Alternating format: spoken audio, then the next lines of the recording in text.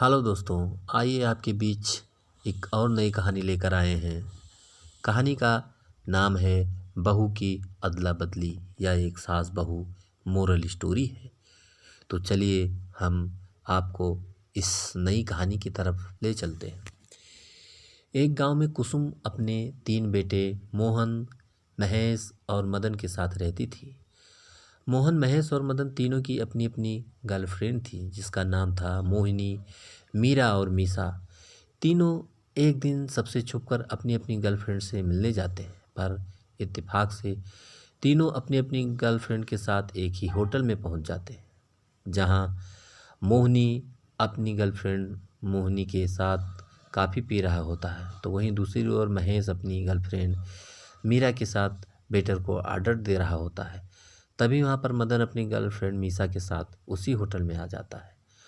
Hotel में आते ही मदन मोहन को देख लेता है और वही मोहन महेश और मदन को देख लेता है, और वो तीनों एक दूसरे को देखकर एक दूसरे से छुपने की कोशिश करते हैं। ये देखकर उन तीनों की गर्लफ्रेंड उनसे सवाल करती है। मोहन की गर्लफ्रेंड, क्या हुआ बेबी, तुम इस तरह अपना मुंह क्यों छिपा रहे हो?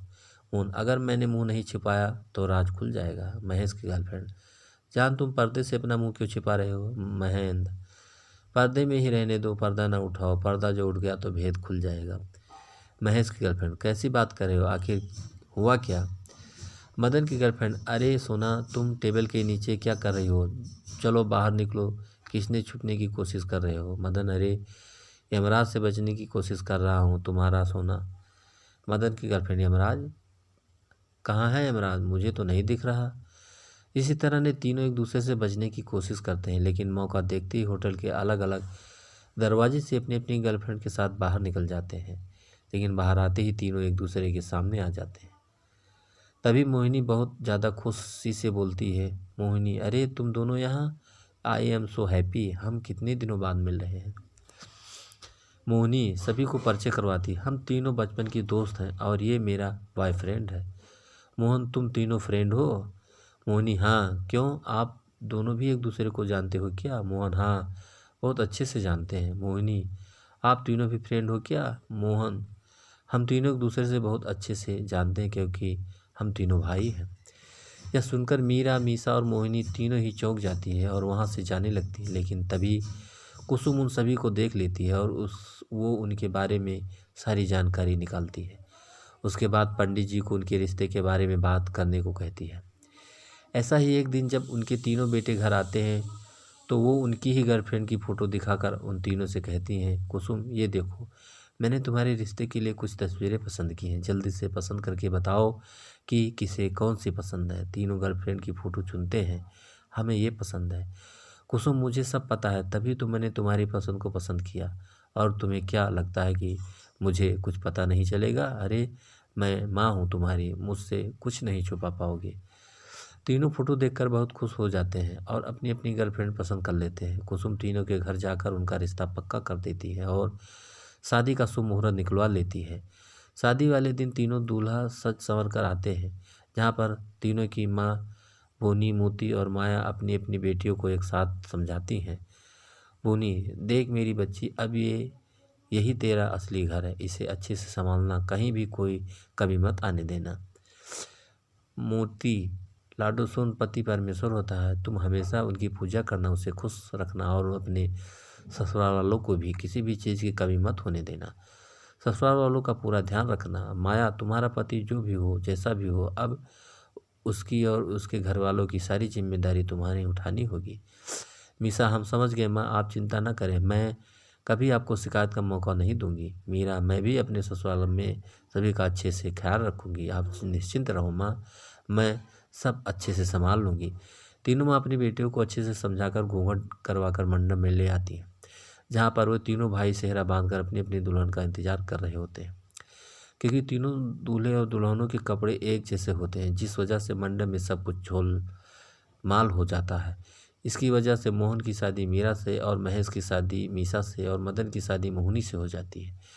शादी के बाद जब तीनों एक दूसरे के चेहरे देखते हैं तो उनके तो तोते उड़ जाते हैं, लेकिन वह तीनों समाज में अपनी और अपने परिवार की इज्जत बचाने के लिए कुछ भी नहीं बोलते और चुपचाप बैठे रहते हैं।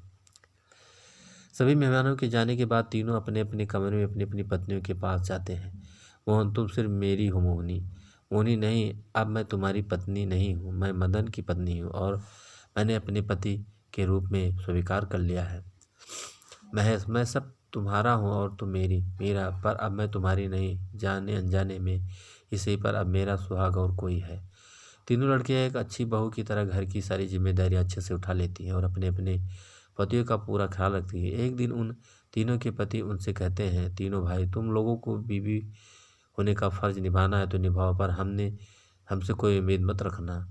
मोनी तो आप क्या चाहते हैं, हम तीनों एक दूसरे की सौतन बनकर रहे हैं। मीरा मैं सब बर्दाश्त कर सकती हूँ पर सौतन नहीं। मीसा मैं भी न किसी की सौतन बनना चाहती हूँ और न किसी को बनने दूंगी। मैं जो समझना है समझो, पर हम अपनी अपनी बीवियों को अपनी बीवी नहीं मानते। हमारी गर्लफ्रेंड ही हमारे लिए बीवी है और वो कोई नहीं। मीरा अरे कैसे बेटे हैं आप, आपको सिर्फ अपना प्यार दिख रहा है, अपनी माँ का नहीं। हम तीनों जिनकी पत्नी बनी है हम उन्हीं की पत्नी बने रहेंगे, हम कभी भी एक दूसरे की सौतन नहीं बनेंगे। इस तरह वो तीनों एक दूसरे की सौतन बनने से मना कर देती हैं, लेकिन समय के साथ साथ तीनों अपने अपने पतियों को अपना लेती हैं। वो तीनों भाई अपनी अपनी बीवियों को भी अपना ले पाते हैं, जिसकी वजह से उन्हें बहुत ज़्यादा दिक्कत होती है। कुछ समय यूँ ही बीत जाता है पर तीनों भाई एक दूसरे से दूर रहना शुरू कर देते हैं। मोहन दूर रह मुझसे, अपनी शक्ल मत दिखाना। मदन अगर आपकी गर्लफ्रेंड अब मेरी बीवी है तो ये मत भूलिए मेरी गर्लफ्रेंड भी महेश भैया की बीवी है, हम तीनों एक ही दर्द से गुजर रहे हैं। तीनों भाइयों के बीच में नफरत की दीवार खड़ी होने लगती है। अपने बच्चों को इस तरह नाखुश देखकर कुसुम को अपनी गलती का एहसास होता है और वो उन तीनों से माफ़ी मांगते हुए कहती हैं, कुसुम बेटा अपनी माँ को माफ़ कर दो, अगर उस दिन मैंने थोड़ा ध्यान दिया होता तो आज ये दिन देखना ना पड़ता, मेरे हाथों से 6 जिंदगियाँ बर्बाद ना होती। पर मुझे खुशी इस बात की है कि मेरी बहू ने मेरी बेटी बनकर इस घर की इज्जत को संभाल लिया, और दुख इस बात का है कि मेरे बेटे अपने होकर भी पराये बन गए, भाई होकर एक दूसरे के दुश्मन बन गए। अरे जब शादी हो गई तो इसे अपनाने में ही भलाई है, लड़ाई में क्या रखा है, अपने ही होकर अपनों से लड़ोगे। मोहनी माँ जी सही कह रही हैं, लड़ाई में कुछ नहीं रखा है। अपनी माँ की बात सुनकर उन तीनों लड़कों को अपनी अपनी गलती का एहसास हो जाता है और वो उनसे माफ़ी मांगते हैं, साथ ही अपनी अपनी पत्नियों को दिल से स्वीकार करते हैं। कुछ समय बाद वो तीनों अपनी पत्नी के साथ हनीमून के लिए गोवा जाते हैं और अपनी अपनी ज़िंदगी में खुशी से रहने लगते हैं। आज की एक ख़ास और मज़ेदार कहानी आपको कैसी लगी हमें कमेंट करके ज़रूर बताना, और दोस्तों एक लाइक ज़रूर कर देना क्योंकि आपके लाइक से हमें मोटिवेशन मिलता है।